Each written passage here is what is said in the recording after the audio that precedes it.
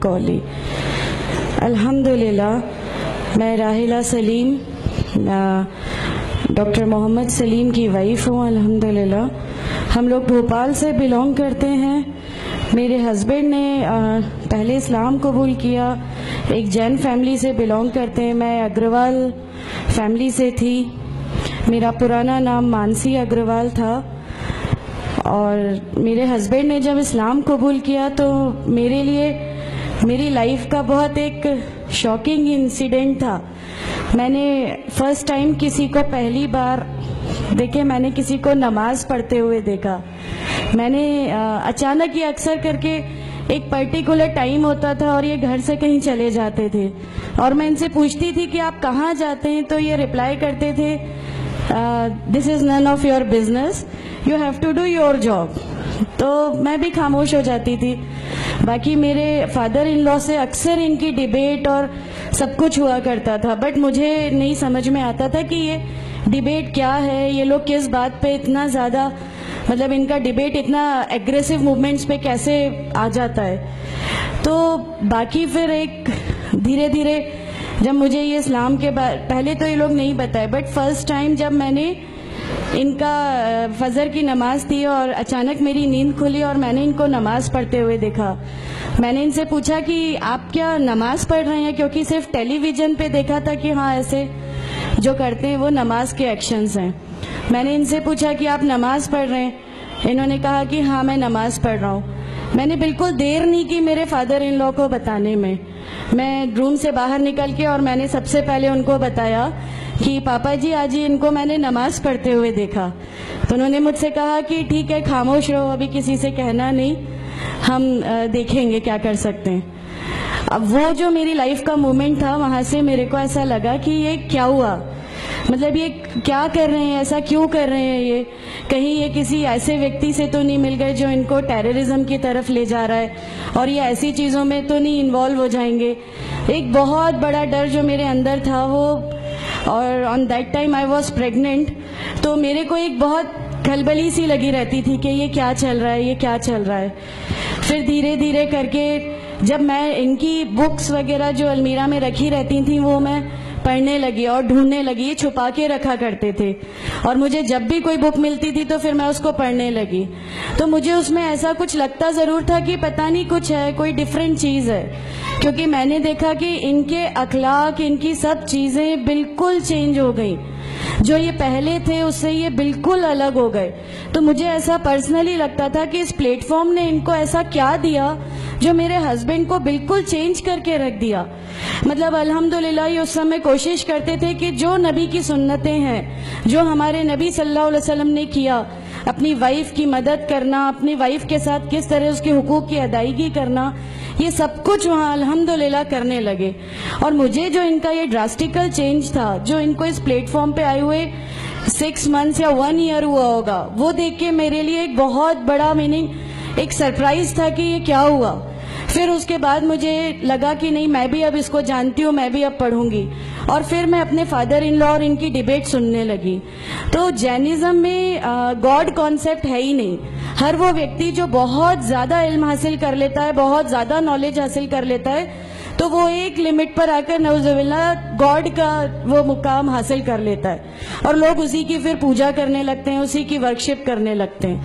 تو میرے دماغ میں اگروال فیملی سے تھی، تو میرے دماغ میں تھا کہ نہیں، ہمارے جو بھگوان ہیں وہ 3-4 ہاتھ والے ہیں، ان کا کیا ایک ہی گاڈ ہے جس کو جا کے آپ کو پوجنا ہے. تو نہیں، میں ان سے تو کچھ نہیں مانگوں گی، 3-4 ہاتھ والے بھگوان ہی ہوتے ہیں، یہ نہیں کچھ وہ ایسا رکھتے. تو وہاں سے ایک تھوڑا سا ڈسٹریکشن میرے کو گاڈ کانسیپٹ کا آیا.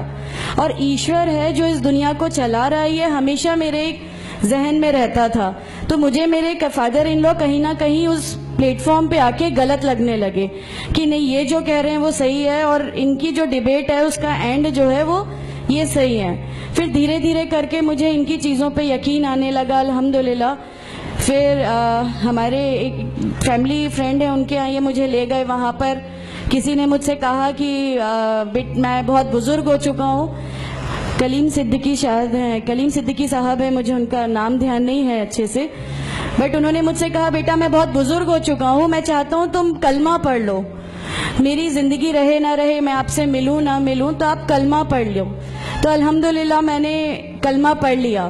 کلمہ پڑھنے کے بعد بھی جب ہم گھر لوٹ رہے تھے تو میں نے ان سے کہا کہ میں نے صرف ابھی کلمہ پڑھا، ابھی آپ یہ مت سمجھیے گا کہ میرے کو سب سمجھ میں آ گیا اور میں اس چیز کو مان لوں گی۔ انہوں نے کہا نہیں، تمہاری مرضی، کسی میں کوئی فورس نہیں ہے۔ تو الحمدللہ اللہ تعالیٰ کا احسان ہے، اس کلمے کی طاقت تھی۔ اور یہ ہمیشہ کہتے تھے تمہیں کوئی دعا مانگنی ہے تو تہجد میں مانگا کرو، تہجد کا جو ٹائم ہوتا ہے وہ بہت قیمتی ہوتا ہے اور اس میں اللہ تعالیٰ سب کی دعائیں قبول کرتا ہے۔ انہوں نے مجھے ایک دعا سکھائی تھی کہ تم ایک دعا مانگو کہ یا میرے رب، اگر میرا ہسبینڈ غلط راستے پر ہے تو اس کو صحیح راستے پہ لیا، اور اگر میں غلط راستے پہ ہوں تو مجھے صحیح راستہ دکھا دے۔ الحمدللہ میں یہ دعا کنٹینیو مانگتی تھی۔ ایک بار میری نیند الحمدللہ تہجد میں کھلی اور بس میں نارمل جیسے ایک دھیان کرتے ہیں ویسا میں بیٹھ گئی، اور اپنے آپ اچانک دل چاہا کہ بس سجدہ کروں۔ میری زندگی کا وہ پہلا سجدہ تھا اور اس بہت لمبا سجدہ تھا، اور اس سجدے میں نے میرے رب سے کیا کیا مانگ لیا مجھے بھی نہیں یاد ہے۔ اور اس سمے مجھے ایسا فیل ہو رہا تھا جیسے اللہ تعالیٰ خود مجھ سے بات کر رہا ہے، اللہ میرے سوالوں کا جواب خود دے رہا ہے۔ الحمدللہ بس اس کے بعد تو ایسا لگا کہ نہیں، اسلام حق ہے اور اسلام پہ ہی چلنا ہے۔ اس کے بعد پھر بہت ساری پریشانیاں لائف میں آئیں، سب کچھ آیا، بٹ الحمدللہ اللہ کا احسان ہے کہ اللہ تعالیٰ نے ہر پریشانی، ہر چیز کو ایسے لے لیا کہ ہم لوگوں کو کبھی احساس ہی نہیں ہونے دیا کہ یہ کوئی پریشانی تھی۔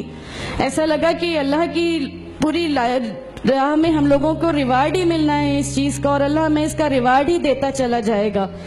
الحمدللہ بس اس سمے سے شروعات ہوئی تھی دین اسلام کی۔ الحمدللہ آگے چل کے پریشانیاں، تکلیفیں ہر ریورٹ کی زندگی میں آتی ہیں، لیکن میں ہر ریورٹ بہن سے یہ کہنا چاہتی ہوں کہ اللہ کی خاطر آپ لوگ اس دین میں آئے ہیں، کسی اور چیز کے لیے نہیں آئے، تو اللہ ہی کی خاطر ان پریشانیوں کو بھی جھیلیے، اللہ ہی کی خاطر جھیلیے۔ اللہ تعالیٰ اگر آپ لوگوں سے ماشاءاللہ، میں جب گھر سے نکلی، جب ہمارے فادر ان لا نے ہمیں گھر سے نکالا، میرے بچے کی، چھوٹا بچہ تھا، چھوٹے والے کی صرف ایک دودھ کی بوتل تھی، اس کے علاوہ کچھ بھی نہیں تھا۔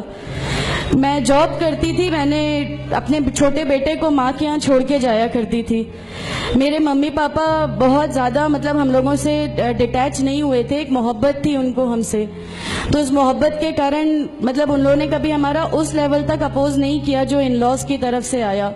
تو جب میں میرے مائکے گئی اور میں نے اپنے بچے کو لیا اور میں نے کہا کہ ماں ہم نے وہ گھر چھوڑ دیا، ہمیں اس گھر سے ان لوگ نکالے، ایسا کر کے، ماں ہے، بہت روئی، تم لوگ کیوں ایسا کر رہے ہو، کیا کرو گے، کیسے رہو گے، دونوں چھوٹے بچے ہیں، کیا ہوگا۔ میں نے کہا کہ ماں آپ صرف ایک ماں ہو نا، وہ مجھے 70 ماؤں کے برابر محبت کرتا ہے، تو جو رب مجھے میری 70 ماؤں کے برابر محبت کرتا ہے وہ کیسے اس دنیا میں مجھے رسوا کر سکتا ہے۔ صرف ایک چھوٹا سا یہ وشواس تھا، الحمدللہ اس وشواس کو رکھتے ہوئے ساری چیزیں، سب پریشانیاں ایسے اللہ تعالیٰ نے لے لی کہ اس کا میرے پاس کوئی کہنے کے لیے بھی شبد نہیں ہے، الحمدللہ۔ اور میں آپ لوگوں سے سب سے گزارش کرتی ہوں، اور اگر اللہ نے مجھے آپ لوگوں کی ایک ایسی بہن بنا دیا جو آپ کی پریشانیاں، آپ کی ہر اس میں، ہمارا گھر، ہماری سب کچھ الحمدللہ آپ کے لیے ہے، کیونکہ ہم لوگ ٹھان کے بیٹھے ہیں ہمارا جینا مرنا، ہماری نمازیں، ہمارا سب کچھ صرف اللہ کے لیے ہے، اور یہی لے کے ہم کو جانا ہے، کوئی جواب ہمیں نہیں ملے گی۔ السلام علیکم ورحمۃ اللہ وبرکاتہ۔